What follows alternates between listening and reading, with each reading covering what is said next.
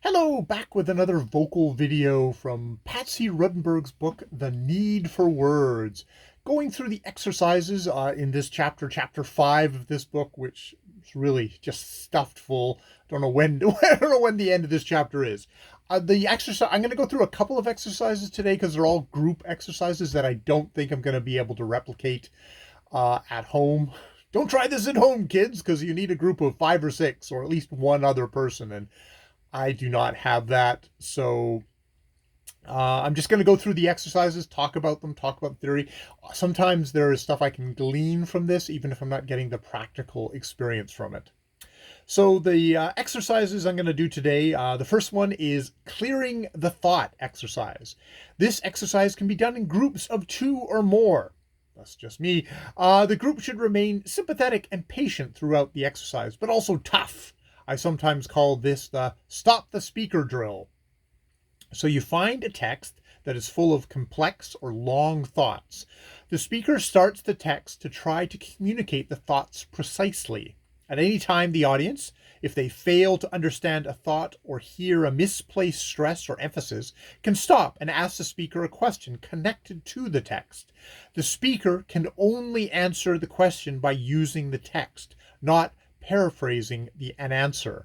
And once having satisfied the questioner, the speaker re-speaks the line. For example, this first line of Viola's soliloquy from Twelfth Night, Act 2, Scene 2, 17 to 41. I left no ring with her. What means this, lady? The sequence of questions might go like this. Speaker, I left no ring. No what? No ring. I left no ring with her. Question, with who? With her. I left no ring with her. What means this lady? This who? This lady. What means this lady? And so on through the entire soliloquy. This stop and start method can proceed through the whole speech. The question must be fair, however, if you hear what is being said and do not stop the speaker. What normally happens is that the speaker quickly realizes that she cannot cheat the meaning or the words and cheat the meaning of the words and begins to clarify both within a few lines, managing to get through the speech without further interference. I have used this exercise when I know the speaker understands the language of the text, but is failing to communicate that understanding fully. Each speaker quickly learns each speaker quickly learns to need the words because this listener needs to hear them. This exercise also clarifies stress and inflection. You might also try to stop the speaker if the spoken lines seem off or wobbly. The simple act of having feedback can transform a speaker's needs. The sense of a potential challenge from an audience is enough to make any speaker's communication more muscular. This would be Shakespeare's theater. Always remember that when you speak to an audience, you assume a leadership or a conducting role. They are there to follow the beat you set in motion. It must be clear. It must be a clear and certain beat. So, this kind of reminds me of in a writing class where you would write a story, and then you would get feedback from readers about the story, because suddenly it wasn't just about you trying to within your head generate a story. You started being aware of exactly how rife the audience was of mishearing you, or of you confusing things if your language wasn't absolutely clear. And on a level of, well, we have the speech there, we have the language, it's how to actually broadcast that, how to emphasize the right words, the whole thing of I left no ring with her. It's like, I left no what? No ring. I left no ring with her. With who? Her. I left no ring with her. It's like getting that emphasis and punching those words to really drive home to a listener what you are saying, the message that you are saying. That's that whole thing about clarifying stress and inflection And yeah, that stress and inflection can really communicate to an audience. So that's the first exercise, which I can't really do, but hopefully by reading it out a little bit and just sort of getting that little example that she shows, I get that idea. So, this exercise also clarifies stress and inflection. This what? Exercise. This exercise also clarifies stress and inflection. Clarifies what? Stress and inflection. This exercise also clarifies stress and inflection. So that idea of really punching in, really being aware of what these words are saying, what's the activity, the subject of the line, the exercise, and what they're doing. It's the clarification, and what's the clarification of stress and inflection, that idea. So the next exercise is the I don't believe you exercise. How many times in the theater or lecture room have you thought, I don't believe you? Well, here is an exercise you can do in couples or groups to check on your own authenticity as a speaker. This exercise works well when you feel a speaker has become disconnected from the text. You may sense that either the thought or the feeling is not needed, or the words are not known deeply enough by the voice. These forms of disconnection often reveal themselves in a voice having either too thin or dull a vocal quality, or too rich and sentimental of a tone. This exercise tackles both problems. Quite simply, the speaker begins to speak the text. If at any point you do not believe or are not convinced by him or her, call out, I don't believe you. The speaker has to go back and re-speak the text until the rebellious listeners are silenced.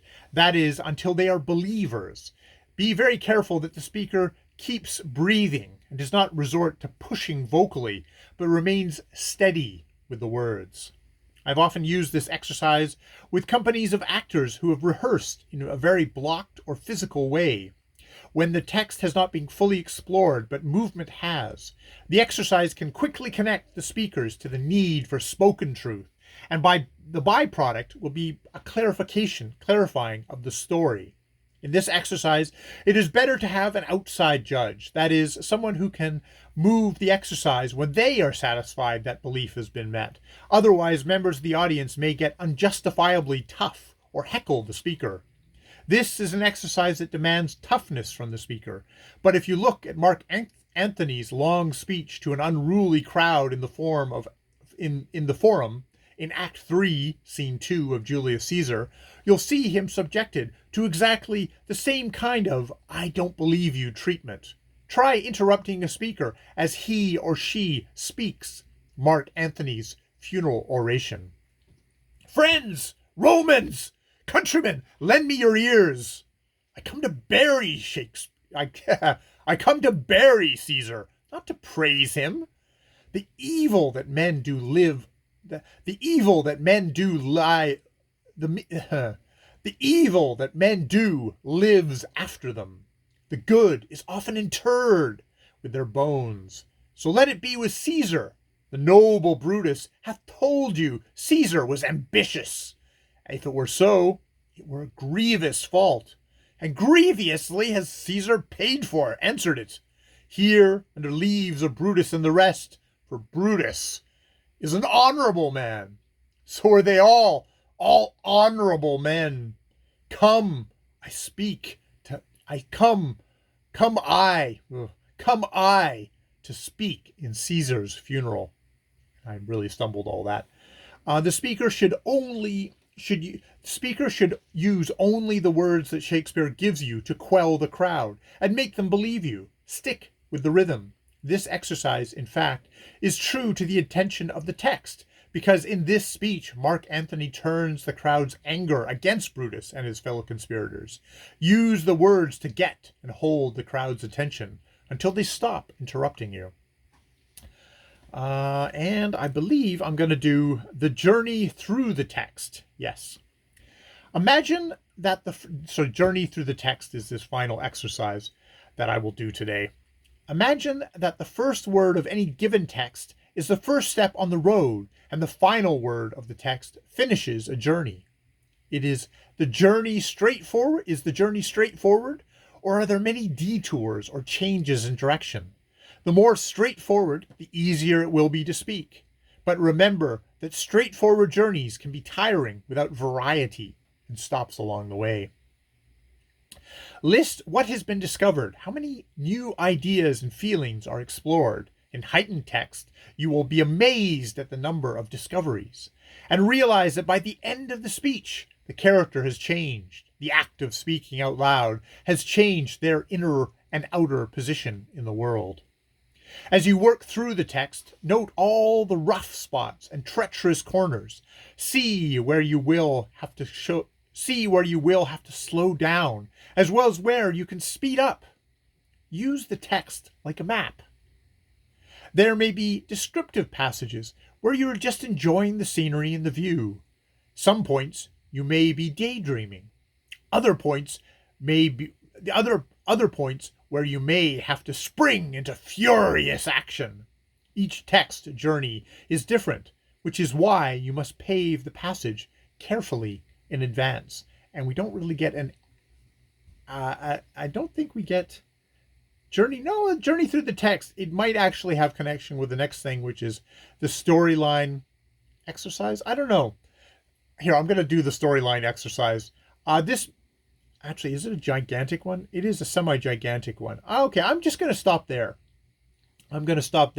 Some interesting exercises. I mean, it's all very much being mindful about the speech, about communication, of the points of the speech, of making sure you clarify your thoughts, clarify your words, your enunciation, your stress of the thing with the clearing the thoughts exercise.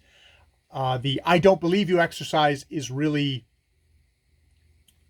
is one of these things where you are trying to kind of you need to know that you are arguing with the audience in a way. You're trying to get them onto your side. You're trying to present yourself as authentic as possible for there not to be a disconnect between your words, the way you say the words, and the meaning of the text.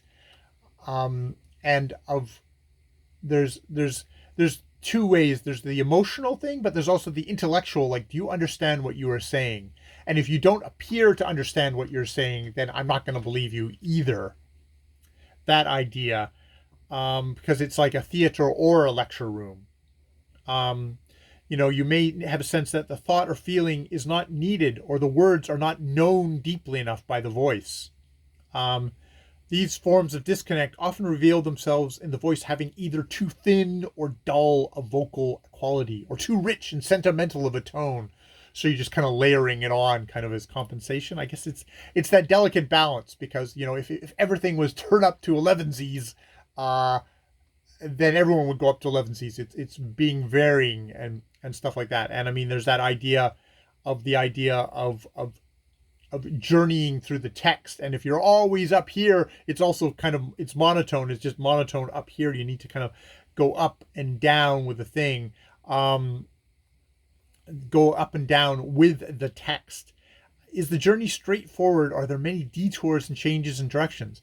But remembering that even if it's a very straightforward, I am this way throughout the text, you need to have variations in there, or people will get bored again. That whole idea of variation, of a pleasing tune of your voice, of excitement, of unexpected things up and then going down again, is all crucial to making your speech interesting to listen to.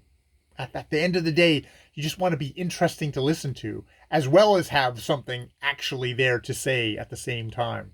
All right, I will leave it there. I wanted to get through these ones pretty quickly because they are exercises that I don't think, the storyline one, I could potentially find a text, read it through, and make my notes of what the little different notations that are there. I don't know. I guess I should be alive to that idea in my impromptu speeches, my impromptu little diatribes on books. It's like where am I at in this thing? It's like, am I at the kind of the information giving thing? Am I at the this is what pissed me off? Or like, oh, this is what really touched me. This is what really got me right here. I can feel it.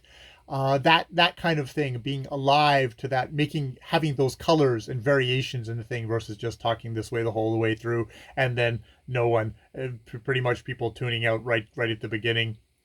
Also a way of delivering the informational thing at the beginning in a lively fashion, because I have trouble with that, and I think I lose a lot of people at the beginning of my videos. I guess if you're going to lose people, you'll start off by losing the most at the beginning of a video, and yeah, and never getting to the next step, except with people who are really with you, who are really sympathetic with you, and know that, oh, it gets better. It's Jay. We know it gets better.